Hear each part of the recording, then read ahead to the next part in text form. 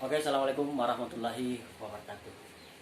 Oke, bersama saya P mau penasaran. Oke, kali ini guys saya bersama salah satu siswa yang saat ini sekolah dalam situasi pandemi. Jadi hari ini saya undang beliau ke channel saya TV P mau penasaran.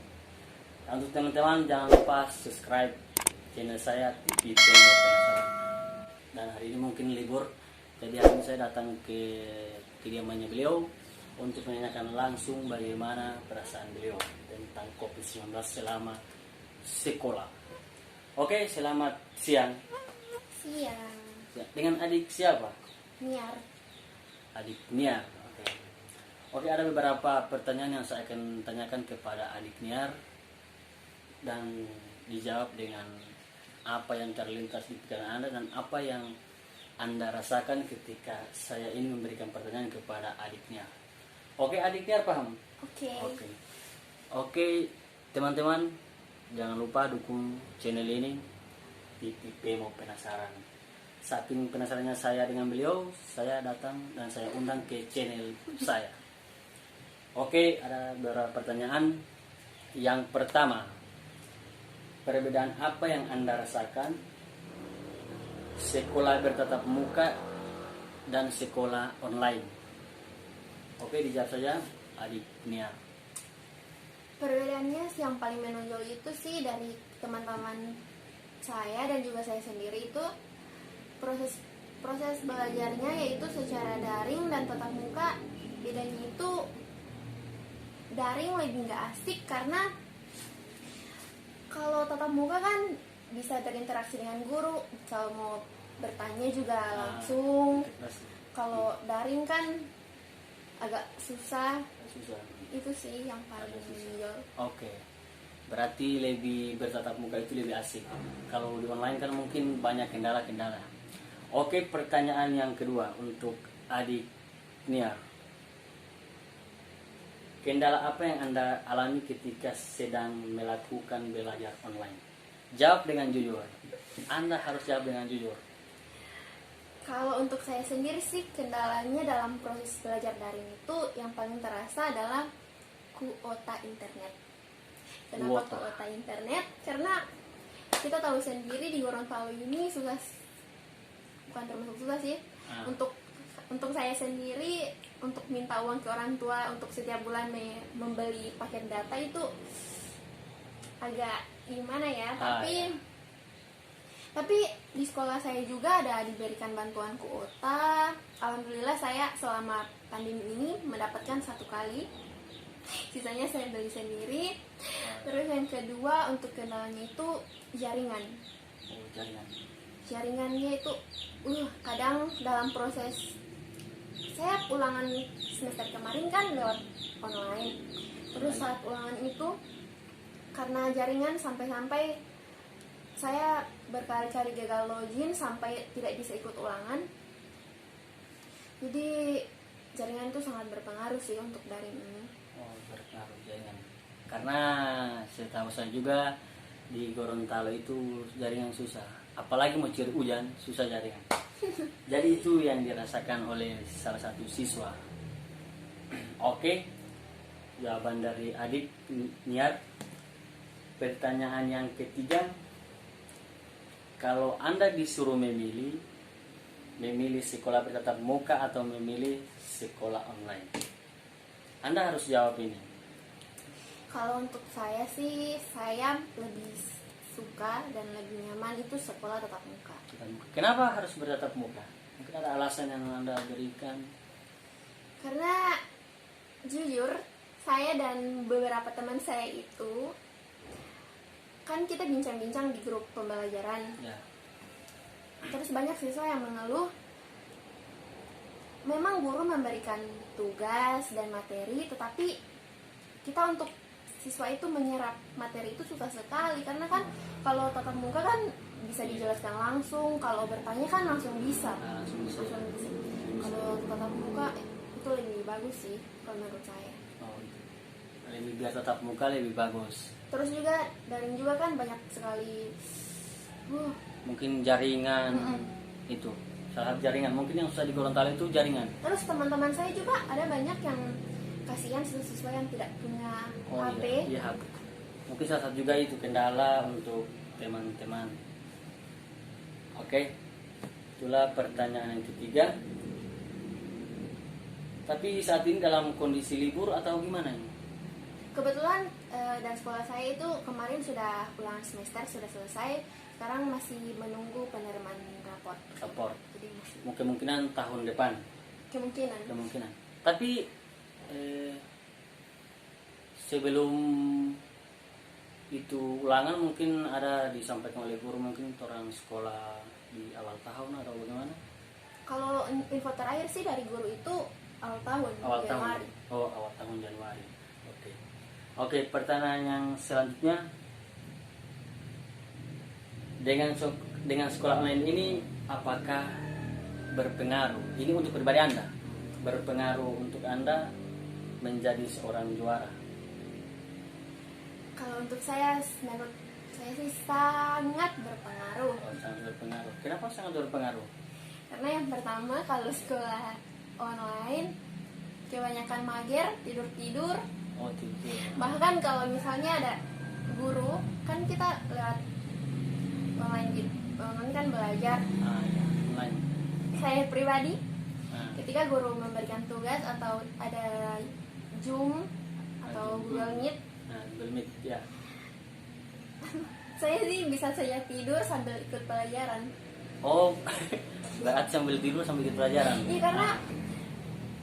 karena kan sudah berapa bulan di rumah, sudah terbiasa bangun siang, terus tiba-tiba pagi-pagi kan Mungkin kebiasaan bangun 6:30, ini mungkin jam sudah, 6 jam 6 sudah ada link untuk masuk sebelum Meet. Covid. Sudah. Tapi sekarang ini karena pengaruh Covid jadi mungkin bangunnya sampai jam 8, jam 9. Iya. Jadi mungkin kita juga sebagai masyarakat yang baik, mungkin kita mematuhi apa yang pemerintah sarankan atau himbauan dari pemerintah gitu. Jadi kita di rumah aja. Jadi sebagai siswa yang teladan, siswa yang disiplin, mesti kita ikut pemerintah gitu. Jadi kita bersama pemerintah, karena pemerintah itu yang mengatur di apa yang ada dalam daerah itu sendiri. Oke, pertanyaan selanjutnya, saya pernah cari tahu Anda, adik Niar ini pernah saya dengar juga bahwa berprestasi, mungkin siswa yang berprestasi. Oke, jadi yang saya ingin tanyakan, bisa diceritakan sedikit prestasi apa yang Anda sudah dapat selama sekolah? Ini bukan cerita sombong ini, saya ketanyakan kepada teman-teman yang menonton, ini bukan cerita sombong beliau, tapi ini memang saya dengar beliau punya prestasi, jadi saya penasaran, saya tanyakan langsung kepada orangnya. Oke, dijelaskan sedikit, ceritakan sedikit prestasi apa adik Nia?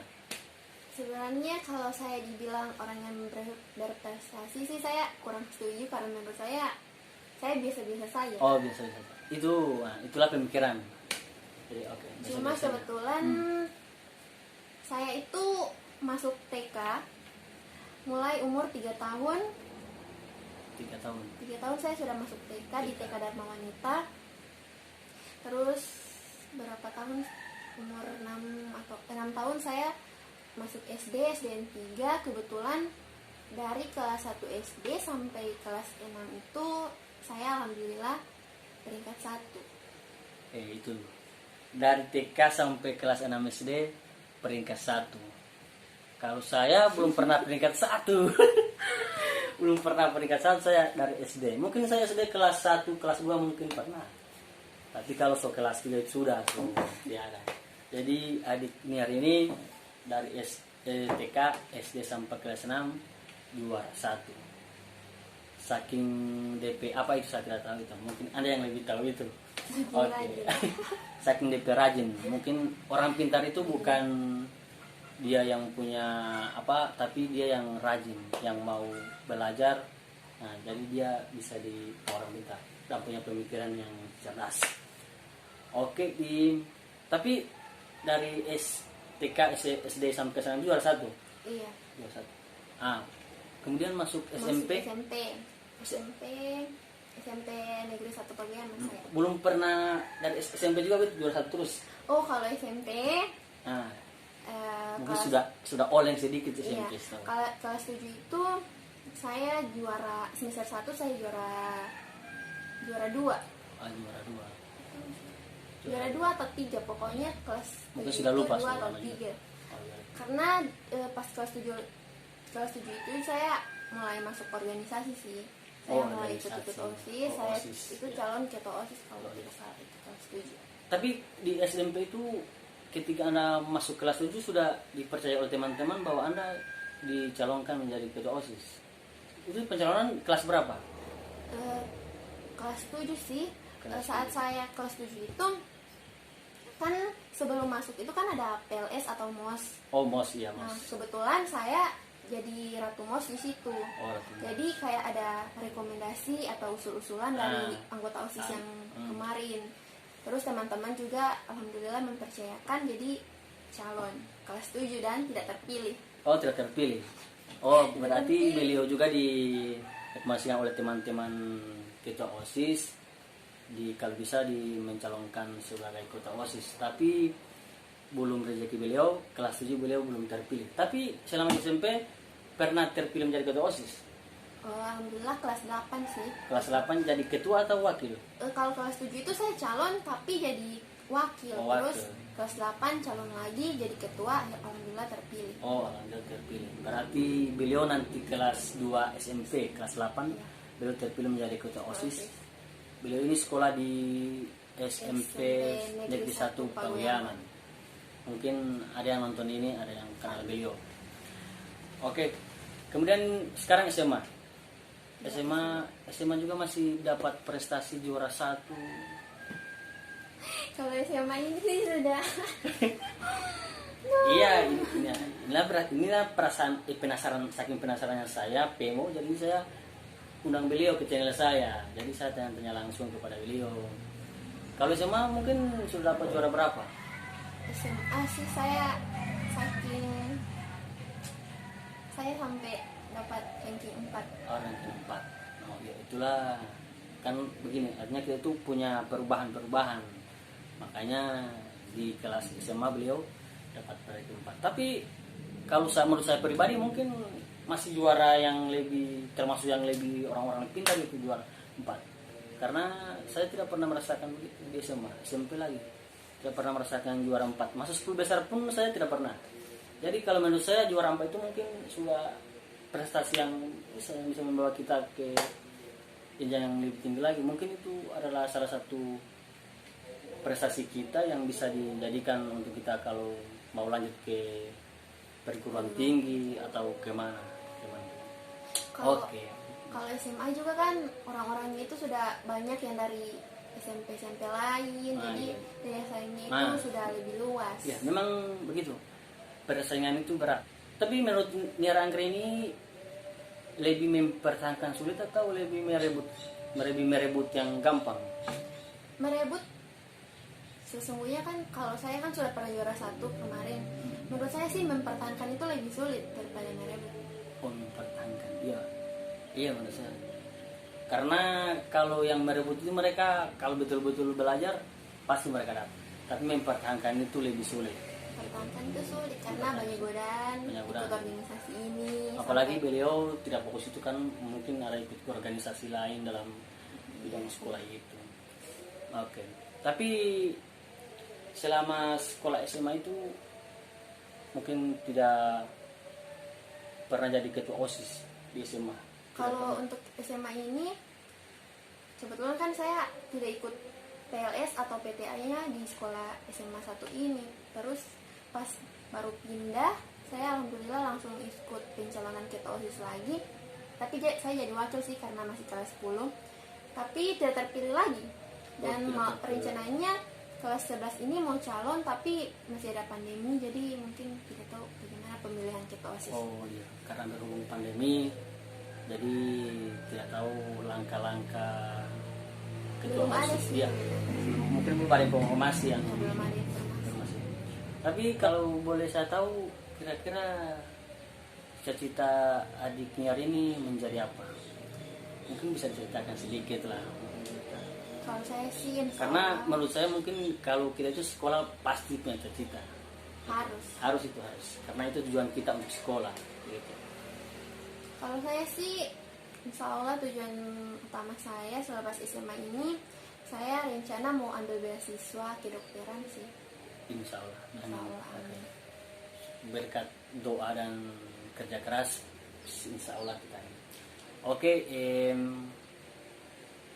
boleh diberikan saran atau apa harapan Anda kepada teman-teman Anda yang saat ini sekolah online?